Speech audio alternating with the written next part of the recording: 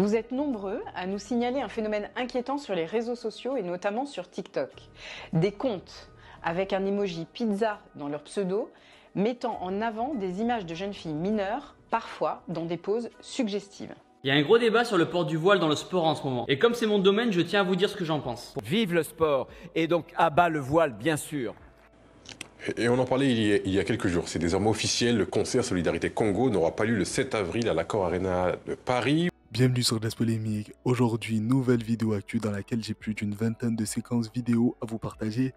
Et on va aborder pas mal de sujets, dont Teddy Riner qui est devenu la cible des médias d'extrême droite, l'affaire Pierre Palmade, le lobby pro-israélien Elnet qui a organisé un meeting scandaleux à Paris, le Congo, le Rassemblement national en Israël, etc. Et pour commencer, je voulais parler du procès de Gérard Depardieu, qui, je le rappelle, est accusé de VSS. Plus précisément, je voulais souligner le soutien qu'il peut recevoir de la part des médias d'extrême droite, notamment CNews. Et donc nous avons Karim Zeribi qui, selon moi, leur lance une petite pique. Le procès de l'irrationalité, quelque part. Irrationalité parce que ceux qui l'aiment ne veulent pas voir le personnage qu'il était et sont prêts coûte que coûte à le défendre malgré un comportement qui serait inacceptable. On va voir ce que dit le verdict. Alors laissez-le terminer. Si je peux terminer. Et ceux qui veulent défendre la cause des femmes veulent en faire effectivement un bourreau horrible. A-t-il commis une agression sexuelle ou des agressions sexuelles? Moi, je ne le sais pas. La justice est là pour faire la lumière à ce niveau-là. Mais je pense qu'il faut sortir des rationalités. Y a-t-il des faits? Oui ou non? Il y a des plaignantes, ça c'est certain. Donc jusqu'où peut aller l'accusation? Mais après, les gens qui l'aiment doivent aussi admettre s'il a dévié, qu'il a dévié. Je veux dire, Fanny Ardant, sympathique, elle aime bien Depardieu.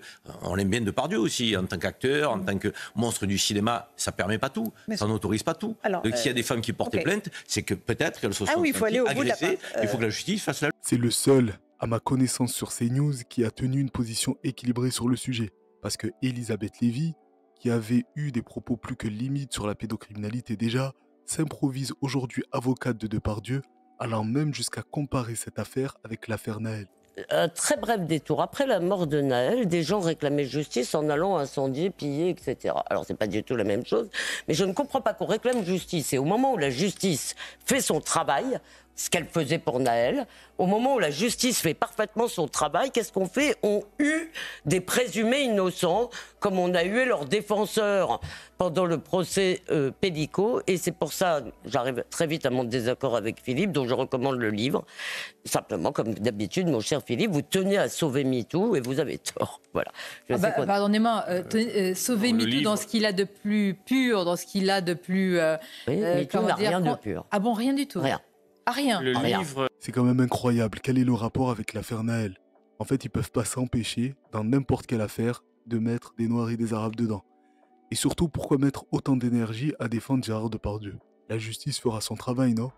Elle n'est pas la seule à le défendre. On a aussi Sarah Salman, qui, elle, compare l'affaire Depardieu aux femmes afghanes, iraniennes, etc. Et c'est injuste, c'est un traitement de défaveur dans le sens où il est lynché par les médias. On dirait qu'on veut la peau de Gérard Depardieu. Vous avez des féministes qui n'ont que ça à faire de leur journée, qui attendent toute la journée devant le tribunal avec des pancartes. Mais qu'elles aillent défendre les femmes en Afghanistan, qu'elles aillent défendre les femmes battues, les femmes qu'on force à... Ou en Iran. Oui. En Israël. Aussi, qu'elles aient des combats plus nobles. Là, on cherche la parole malencontreuse de M. Depardieu. Probablement qu'il a été lourd, mais être lourd, c'est pas un délit. Alors là, c'est pas la parole, juste le procès, parce que c'est pour agression sexuelle. Les paroles qu'ils ont dit. Dans le second dossier, où il y a eu complément d'enquête d'ailleurs, on traque des paroles qu'il a pu dire. Et sur les pancartes... Et là, le procès, je le répète, c'est pour agression sexuelle, et il y en aura un autre pour viol. Dans le dossier, pardonnez-moi, à ma connaissance, il n'y a pas grand-chose. Donc, je trouve que voilà, l'enquête est bâclée, ou alors elle n'est pas bâclée, mais elle est à charge. Je sais reconnaître les gens qui se sentent obligés de défendre quelqu'un, mais qui n'ont aucun argument pour le faire. Alors c'est vrai, Depardieu est présumé innocent pour ces accusations, mais il y a des vidéos dans lesquelles on le voit et on l'entend tenir des propos sexistes, voire pédophiles. Et ça, il n'y a pas besoin d'un juge pour le constater. Il y a aussi ces collégiennes sagement assises dans un bus. Il y en a une petite qui étudie là, qui est très belle. Tu l'as vu, mon laboureur? T'as vu la gamine? Que Gérard Depardieu sexualise. Elle avait une poitrine à manger, la petite. s'échappe de lui. Voilà, c'est tout le temps, c'est en permanence, tout le temps. Comment il traite sa traductrice. C'est un prédateur. Voilà donc la personne qui est défendue par toute la classe médiatico-politique, de CNews en passant par BFM, TPMP et même le président de la République. Rappelez-vous même que le monde artistique s'était mobilisé et a fait une tribune pour le défendre. On est dans un pays où la pédocriminalité est clairement banalisée. Tenez, la police nationale a été obligée de publier une vidéo pour mettre en garde contre la prolifération de pédocriminels sur les réseaux sociaux. Ils ont un signe distinctif pour se reconnaître entre eux, une part de pizza. Vous êtes nombreux à nous signaler un phénomène inquiétant sur les réseaux sociaux et notamment sur TikTok. Des comptes avec un emoji pizza dans leur pseudo, mettant en avant des images de jeunes filles mineures, parfois dans des poses suggestives. Derrière cette apparente banalité, la réalité est bien plus grave. Ces comptes ne relèvent pas toujours d'une infraction pénale immédiate, mais beaucoup servent à attirer des individus vers des plateformes comme Telegram, où des contenus pédocriminels sont monnayés. Parlons clairement. Acheter, partager ou posséder ces images est une infraction pénale grave. Par exemple, en janvier dernier, un individu a été interpellé pour la vente de ces images. 77 acheteurs ont été identifiés et sont actuellement poursuivis. Nous devons tous être vigilants, en tant que parents, en tant que citoyens. Si vous croisez ces comptes, ne les ignorez pas.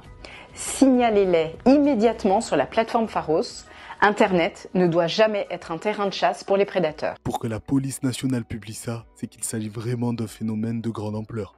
En même temps, quand la justice du pays est très conciliante avec les pédocriminels, c'est pas très étonnant.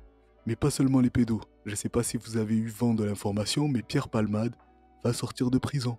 Aménagement de peine sous bracelet électronique. Non, c'est pas une décision qui me surprend. On a eu la chance d'avoir une belle décision devant le tribunal correctionnel de Melun avec une peine de prison ferme qui a été prononcée. Monsieur Palmade est allé en détention. Maintenant, c'est l'application stricte du droit. Il a le droit à un aménagement de peine comme tous les citoyens une fois qu'on est en détention. Il peut bénéficier de cet aménagement de peine. Il a bénéficié de cet aménagement de peine. C'est parfaitement normal. Il a aussi des problèmes de santé, des problèmes d'addiction. On sait aujourd'hui qu'en détention, c'est très compliqué de gérer les addictions. Il n'y a pas d'addictologue, il n'y a pas de psychologue, il n'y a pas de psychiatre. Je me demande si les médias et la justice auraient été aussi conciliants si à sa place c'était Omar Sy ou Dieudonné. Bref, passons au voile qui est devenu le sujet prioritaire en France devant le pouvoir d'achat, la santé ou l'éducation. Face au climat qui est, je pense, très inquiétant pour les femmes voilées, on a Thibaut Inchep, premier youtubeur français en termes d'abonnés, avec une base fan très à droite, même si lui dit qu'il vote Macron, qui va faire une vidéo par rapport à l'interdiction du voile dans le sport. Il y a un gros débat sur le port du voile dans le sport en ce moment. Et comme c'est mon domaine, je tiens à vous dire ce que j'en pense. Pour moi, le sport doit rester un moment de liberté qui nous rassemble. Chacun doit pouvoir pratiquer une activité sportive avec la tenue de son choix. Croix, kippa ou voile. C'est un choix que chacun doit faire et on peut pas lui imposer ni lui interdire. Au passage, le sport ne radicalise pas. Au contraire, il aide à intégrer chaque personne et ça, peu importe son origine, sa couleur de peau ou sa religion. Il faut encourager tout le monde à faire du sport et surtout les femmes. Car pour certaines, les interdire de porter le voile, c'est les priver de sport et donc d'activité sociale. À partir du moment où la femme qui porte le voile le porte librement et sans contrainte, je vois pas de problème. J'ai fréquenté beaucoup de personnes voilées en salle de musculation et en salle de boxe. Et ce que je retiens de tout ça, c'est la preuve du vivre ensemble et de l'ouverture d'esprit permise par le sport. Car entre nous, si les gens veulent se radicaliser, je pense pas qu'ils vont perdre leur temps en salle de sport. Et je pense sincèrement qu'en France, il y a des problèmes bien plus importants à gérer que celui-ci. Donc s'il vous plaît, laissez le sport et les gens qui veulent le pratiquer tranquille. Ça peut sembler anodin, mais si Thibaut Inchep fait une telle vidéo, met son image en jeu et se met en porte-à-faux vis-à-vis d'une grande partie de ses abonnés de droite, c'est vraiment qu'il pense que ça sent mauvais et que le pays part en vrille totale. Et il a subi une campagne massive de désabonnement de la part des identitaires d'extrême droite qui étaient déçus. Et c'est pas le seul. On a même Teddy Riner qui en général veut garder une image lisse, loin de la politique, sauf quand il s'agit de Macron, mais cette fois, il a pris position lui aussi. Personnel qui n'engage que moi, je suis assez choqué de voir qu'en fait, on se concentre sur un sujet mineur comme celui-là, alors que finalement, autant laisser... Regardons ce qui se passe ailleurs, notamment chez les pays anglo-saxons. Et puis surtout, le plus important, c'est la pratique du sport. Exactement. Qui est justement extrêmement bénéfique, qui est extrêmement bénéfique pour le développement d'un enfant. Plutôt que de stigmatiser une population comme ça et d'interdire l'accès au sport, ce que nous, on combat depuis des années à certaines personnes. Qu'est-ce que tu en penses, toi, Teddy ? Ben, j'aurais pas mieux dit, je dis qu'on perd notre temps, alors que quand on voit chez les voisins, dans d'autres cultures, tout se passe bien et ça n'emmerde personne. Je crois qu'en France, on perd notre temps sur des choses et surtout on se sert de certaines choses pour mettre la lumière là où il ne faut pas. Voilà. Totalement. Et je dirais même, je rajouterais même que pensons plus égalité que s'acharner sur une seule et même religion. Voilà. Il n'a rien dit de fou, on est d'accord. Mais les médias d'extrême droite lui sont tombés dessus instantanément, le faisant passer en quelques minutes de héros national à islamo-gauchiste, frère musulman, etc., etc. Mais à la suite de ça, nous avons Mayar Monchipour, ancien boxeur français d'origine iranienne, il me semble, qui va faire un long texte pour répondre à Teddy Riner en disant en substance qu'il n'y connaît rien, que lui-même a vécu en Iran et que toutes les femmes voilées sont sous emprise islamiste. Il est donc devenu de fait la nouvelle égérie de CNews. Laissez-moi une minute pour énumérer les absurdités qu'il y a dans cette idéologie religieuse et dans ce livre. Donc dans ce cas-là, allons-y, pour l'héritage, mesdames, vous allez hériter désormais de la moitié de votre frère. Vraiment, je voulais résumer une chose. Le voile, au-delà, évidemment, le voile islamique en Europe, c'est l'étendard des frères musulmans, évidemment. Parce qu'ils veulent commencer par le cocktail, mais ils veulent aller jusqu'au dessert. Et le dessert, c'est quoi? C'est moitié de droit pour les femmes, c'est les femmes à la maison, c'est les femmes enfermées, c'est les femmes sous le juge d'un khayyem, d'un responsable. D'un côté, Teddy Riner veut que les femmes aient la liberté de s'habiller comme elles le souhaitent, notamment dans le sport. De l'autre, Monchipour veut leur interdire une certaine tenue. Honnêtement, je pensais voir un tas d'associations féministes se dresser contre Monchipour et pour la liberté des femmes. Mais non, rien du tout, pas un mot. Bref, passons au lobby pro-israélien Elnet, dont je parlais sur la chaîne il y a quelques semaines déjà. Vous pouvez aller revoir les vidéos sur le sujet. Aujourd'hui, ce lobby est passé à la vitesse supérieure en France. On va le voir, mais pour le moment, rappelons rapidement ce qu'est Elnet. Le CRIF qui représente les Juifs de France, est-ce que Elnet a une possibilité, aussi bien au niveau européen que du point de vue des politiques français, d'influencer politiquement sur la politique à l'intérieur et à l'étranger? Alors Elnet vient compléter un dispositif d'un grand nombre d'organisations. Vous avez cité le CRIF, il y a l'ICRA, il y a le Consistoire, il y a le Grand Rabbinat. Ce sont des organismes qui ont soit une vocation de représentation vis-à-vis des autorités publiques du pays, soit de commémorer la mémoire. Elnet a une vocation un peu plus transversale qui promeut le dialogue stratégique. Et donc, pour des exemples très simples, 85% des parlementaires américains ont été au moins une fois en Israël.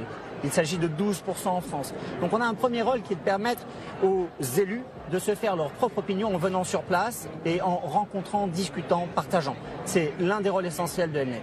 Voilà, donc c'est un lobby qui a dans son réseau des associations comme le CRIF, la LICRA, l'UEJF, etc.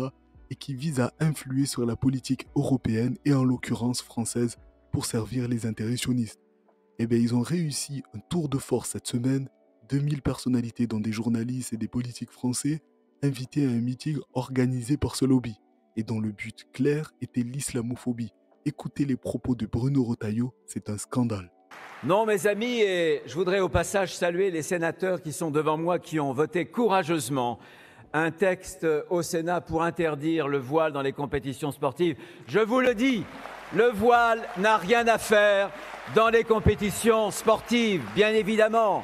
Parce que le sport, c'est ce lieu, c'est cette grammaire universelle où on peut communier, quelles que soient les origines et quelles que soient les religions ou les croyances. Vive le sport et donc à bas le voile, bien sûr. À bas le voile, c'est le ministre de l'Intérieur qui dit ça. C'est comme s'il disait à bas les femmes voilées, et tout ça sous un tonnerre d'applaudissements. Ensuite, il s'étonne que les gens les comparent aux nazis. Écoutez, à ce même meeting, les paroles de l'ex-ambassadeur de France en Israël. Mais il leur manquait quelque chose. Pour être à égalité avec les Juifs, pourrait-on dire, il leur manquait un génocide. Enfin, ils tiennent le récit d'un génocide. Je vous laisse en commentaire me dire ce que vous pensez de ces propos. Et ce qui est peut-être le plus inquiétant, c'est que ce meeting et tous les invités étaient connus de tous. Ça a été évoqué directement à l'Assemblée nationale. Combien sont méprisables ceux qui, au sein même du gouvernement, n'ont pas un mot pour les atrocités à Gaza, en Cisjordanie, mais multiplient les accusations infamantes pour tenter de faire taire les voix qui exigent que cesse cette barbarie. Nul ne peut dire qu'il ne sait pas. Les images des journalistes palestiniens qui le paient de leur vie informent chaque jour. Les médecins de Gaza en appellent au monde. C'est un fait également que messieurs Retailleau et Valls vont participer ce soir au meeting intitulé « Pour la République, la France contre l'islamisme » organisé par le groupe Elnet. Son directeur général déclarait il y a peu « Tous les médecins, les journalistes, les humanitaires, les fonctionnaires qui vivent à Gaza sont des agents du Hamas, tous ».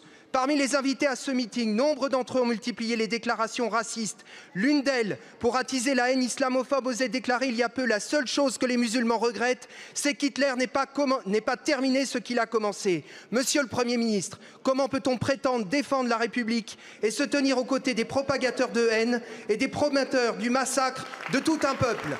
On n'est pas sur un meeting du style le dîner du siècle qui est fait en secret, sans vidéo, etc. Non, là, c'est filmé et assumé.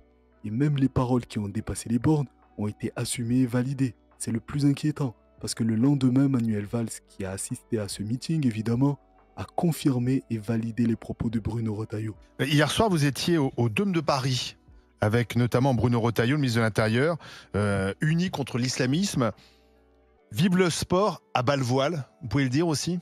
C'est ce qu'a dit Bruno Retailleau. J'ai pas de problème, je l'ai dit avec d'autres mots. Oui, hier, nous étions nombreux, beaucoup de monde au Dôme, et beaucoup d'interventions de spécialistes, d'experts de l'islamisme pour me dire oui que c'est évidemment un danger. Et parmi ces dangers, évidemment, peut illustrer ce danger, il y a en effet le voile qui depuis des années est une manière de tester la République. Donc il faut l'interdire dans les compétitions sportives, il n'y a pas de doute? Pour moi, il n'y a aucun doute, bien évidemment. On a clairement passé un cap dans le pays, parce que dans le même temps, j'ai appris cela hier.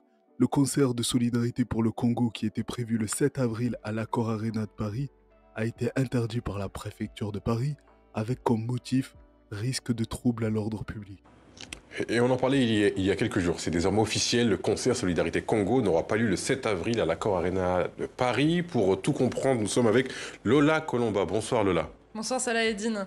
Eh bien, il faut dire que les organisateurs de ce concert n'avaient plus vraiment le choix. Ils ont un peu été mis au pied du mur pour justifier cette décision de reporter le concert. Dans une publication sur le réseau social X jeudi, le préfet de police de Paris avait annoncé avoir demandé aux organisateurs de reporter le concert sous peine d'une procédure d'interdiction de l'événement. En fin de journée, les organisateurs ont publié un communiqué dans lequel ils ont fait part de leur déception.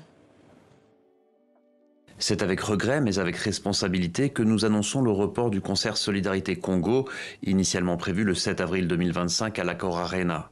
Cette décision n'est pas de notre fait.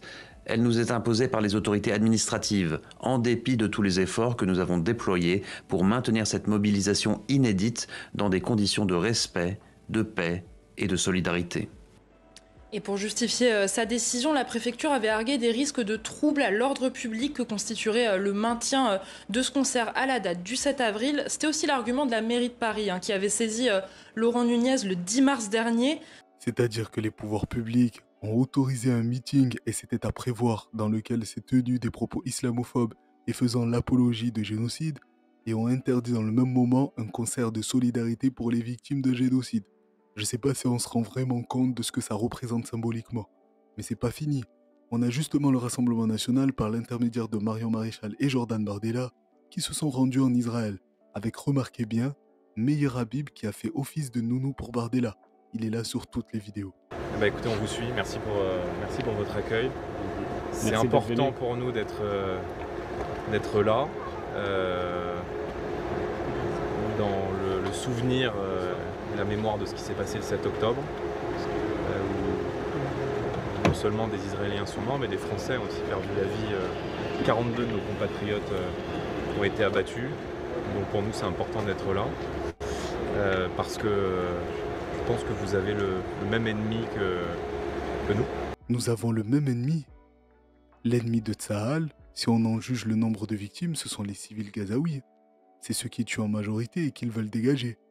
Donc ça voudrait dire qu'en France, l'ennemi du Rassemblement National serait quoi? Les Arabes? En tout cas, l'alliance cette fois est consommée entre l'extrême droite israélienne et française, et sur CNews, on le confirme et on s'en réjouit. Je crois, du moins symboliquement, ça montre qu'une page a été tournée et que le gouvernement israélien, en l'occurrence, acte cette page tournée. Il est pragmatique. Je dirais, ça ne me choque pas que ces représentants de l'extrême droite, comme ils sont qualifiés en France, soient invités en Israël. Pourquoi ? Parce que finalement, ils défendent les mêmes choses fondamentales que la plupart des gouvernements israéliens, à savoir l'identité d'une nation, des frontières, une culture millénaire, et c'est un peu le discours semblable que la droite en général, et la droite de la droite en particulier, défend en France et en Europe en général. Ce qu'il faut comprendre, c'est que l'extrême droite française veut faire pareil que le gouvernement israélien, mais ici en France. Et ce voyage était particulièrement gênant, je vous l'avoue, parce qu'on va pas se mentir, ils sont allés se soumettre et apporter tous les gages d'une politique pro-sioniste s'ils arrivent au pouvoir. Mais on va en reparler juste après. Pour l'instant, regardez la comédienne Marion Maréchal bouleversée devant les images du 7 octobre.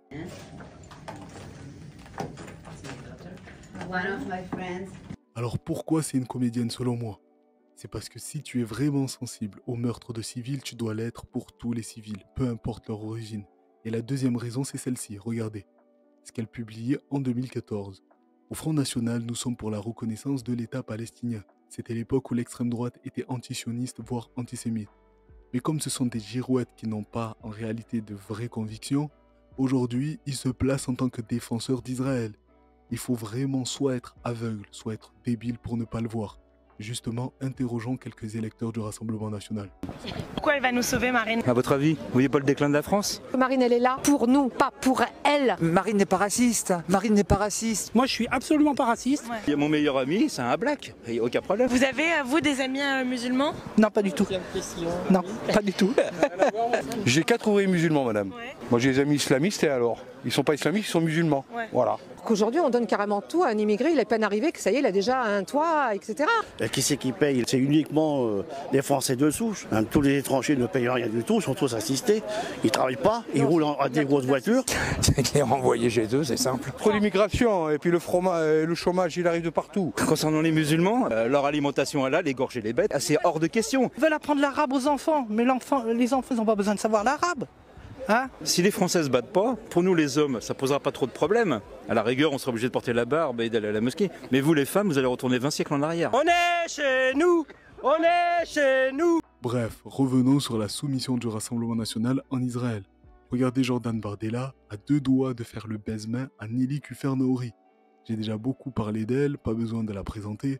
Mais pourquoi un cadre du Rassemblement national, qui rassemble, quoi qu'on en dise, énormément d'électeurs en France, a-t-il besoin de se soumettre à une avocate qui, mis à part si on nous a menti, n'a aucun pouvoir ? Et c'est exactement, je pense, le mot d'ordre aujourd'hui. Nous devons faire front commun, essayer de mettre un terme à l'islam conquérant. J'aimerais la prochaine fois que vous viendrez en Israël, je pense que ce sera bientôt, faire visiter la Judée-Samarie. Ce que les médias en France appellent la Cisjordanie. Il s'agit en fait de la Judée-Samarie, qui est véritablement le berceau national de l'histoire juive. Quand le patriarche était là il y a 4000 ans, il n'était pas sur la côte de Tel Aviv, il était en Judée-Samarie. Et je pense que ça serait bien que vous soyez sur les lieux et que vous puissiez par vous-même vous rendre compte de la situation. Donc de lui baptiser aussi. Donc on le sait qu'ils veulent tout l'État d'Israël. C'est plus tard en islam, ils veulent conquérir ce pays parce qu'ils considèrent que c'est une terre d'islam. C'est ce qui arrivera aussi en France. Voilà pourquoi je parle autant de Meyer Habib, de cette femme et d'autres, hein. Barbara Lefebvre, Caroline Yadan, etc. Parce qu'ils font le lien direct entre diverses entités politiques, mafieuses, médiatiques, économiques et le pouvoir israélien. Donc Jordan, qui était tout gêné, était obligé d'avoir Meyer Habib comme nounou et de rencontrer cette femme qui régulièrement fait l'apologie du génocide et de la déportation en direct sur une chaîne diffusée en France. Encourageant peut-être. Je pense que la population soutient le Hamas d'une manière. Vous pensez ? Je le vois, puisque ça fait 1 an et demi qu'il n'y a eu aucune manifestation. Maintenant que nous avons arrêté les convois inhumanitaires, donc maintenant il y a quelques voix qui s'élèvent. Maintenant, effectivement, il y a une solution pour tous ceux qui sont un peu dérangés par cette guerre, c'est de partir. Il faut que les Gazaouis partent de Gaza. C'est une terre qui est juive. S'ils ont des velléités nationales, eh bien, ils doivent aller les exercer ailleurs. S'ils en ont marre du Hamas, eh bien, ils pourraient très bien être tranquilles ailleurs. C'est ce que nous allons leur proposer. Il y a déjà un bureau qui s'est formé au sein du gouvernement israélien pour aider tous les Gazaouis qui veulent partir dans d'autres pays et ils pourront enfin faire grandir leurs enfants dans la paix et la tranquillité. Alors c'est bien d'aller en Israël, c'est bien de rencontrer des personnes comme ça, et puis de participer à un meeting pro-israélien. Mais le jour où tout ça sera jugé, il va falloir assumer. Journalistes comme politiques, ils devront tous assumer. parce qu'ils participent indirectement à ça. Imaginez, vous allez rompre le jeûne chez des amis et à votre retour, vous découvrez que des colons israéliens ont pris possession de votre maison. Eh bien, c'est ce qui est arrivé à la famille Abd al-Bassit le 23 mars 2025 à Hébron en Cisjordanie occupée. Alors que cette famille palestinienne était invitée pour l'iftar, elle reçoit l'appel d'un voisin les informant que des colons israéliens sont entrés dans leur maison. Les membres de la famille Abd al-Bassit ont rapidement fait demi-tour, mais les soldats israéliens leur ont interdit l'accès à leur propre domicile, tandis que les colons le vidaient de leurs biens. Les colons, de leur côté, prétendent avoir acheté la maison légalement, mais du côté de la famille palestinienne, propriétaire du logement depuis une cinquantaine d'années, le discours est tout autre. Elle affirme ne jamais l'avoir mise en vente et précise qu'elle était même en train de l'agrandir. Le petit-fils du propriétaire a déclaré à Al Jazeera que sa famille et leur avocat s'étaient rendus au siège de la police israélienne dans la colonie israélienne voisine de Kiryat Arba pour déposer une plainte officielle contre leur expulsion. Cette plainte aurait été refusée selon une association israélienne de défense des droits humains. Il faudra assumer. On voit bien que les soldats israéliens qui aujourd'hui sont poursuivis un peu partout sur la planète ont du mal à assumer et s'enfuient rapidement à Tel Aviv. Alors j'imagine même pas nos journalistes. Justement, on va finir avec Olivier Truchot, qui hier se plaignait que les gens parlaient du catholicisme dans l'affaire Émile, mais qui lui n'hésite pas une seule seconde quand il s'agit des musulmans. Dans sa tête, il y a clairement une hiérarchie dans les religions. Écoutez. C'est le principe du sport. Et donc voilà. De foot rentre sur le terrain en faisant le film de croix. Eh ben c'est une connerie. C'est une connerie. Il ne devrait pas le faire non plus. plus. Il n'y a pas de polémique par contre. Ça fait 30 ans. Il ne devrait pas le faire. Il n'y a jamais de polémique et jamais on fait des débats sur les plateaux pendant 1 heure pour savoir pourquoi il a signé après un but et où il a le voile, signé. c'est quand même pas tout à fait la même chose. Dis donc. Bah oui, c'est pour ça que je dis que le débat, et je l'avais dit ici, le débat à mon avis n'est pas la soumission de la femme, etc. Parce que on a beau démontrer qu'il y a des femmes qui sont non soumises et qui sont très libres et qui ont toutes les activités de la terre entière malgré le voile, ça ne pose pas de problème. Le problème, et je crois qu'encore une fois, il faut être très honnête envers les musulmans, la France ne veut pas voir des signes religieux liés à l'islam dans la société. Non, on a parlé du sport, là, et des joueurs qui ostensiblement montrent qu'ils sont chrétiens parce que soit ils s'agenouillent lorsqu'ils ont marqué un but, soit ils se signent en rentrant sur le terrain. Neymar le fait 10 000 fois. Et ça ne pose aucun problème. Par contre, pardon, mais moi ça me gêne à chaque fois. Oui, mais ça ne pose aucun problème dans les médias. Il n'y a pas un seul débat. Tu n'ouvriras pas une seule chaîne info avec un débat sur un joueur qui s'est signé. Je vais même aller plus loin, Joël. Ça me gênait quand on demandait aux joueurs de l'équipe de France de porter un petit bracelet LGBT. Oui. Parce que je pense que c'est pas non plus dans une compétition sportive. Et il faut être, si on refuse le voile, eh bien, il faut refuser tous les signes politiques. Non, mais, alors, attendez, honnête, on n'a pas envie, dites aux musulmans, on ne veut pas vous voir, on ne veut pas que vous soyez identifiés en tant que musulmans. Ça gêne. Voilà. Caricature, Joël. Non, mais c'est la vérité. Moi, je dis la vérité, je suis pas là pour tourner autour du pot. Je conseille à Olivier Truchot d'aller sur CNews. Il serait tranquille et pourrait dire tout ce qu'il a réellement envie de dire. Mais dans toute ma vidéo, vous remarquez pas une chose, c'est que tout le monde, et en particulier des vieux monsieur, parlent du voile sans jamais demander aux principales intéressées ce qu'elles en pensent. Parce que la dernière fois qu'une femme voilée a été invitée sur CNews ou BFM TV, c'était très compliqué pour ceux qui voulaient dérouler leur propagande raciste et islamophobe. Voilà, dites-moi ce que vous en pensez en commentaire, n'hésitez pas à vous abonner, mettre un pouce et partager. Moi je vous donne rendez-vous à la prochaine vidéo. En attendant, prenez soin de vous, respirez un bon coup. Merci d'avoir regardé la vidéo jusqu'au bout, dans tous les cas, on est ensemble, ciao.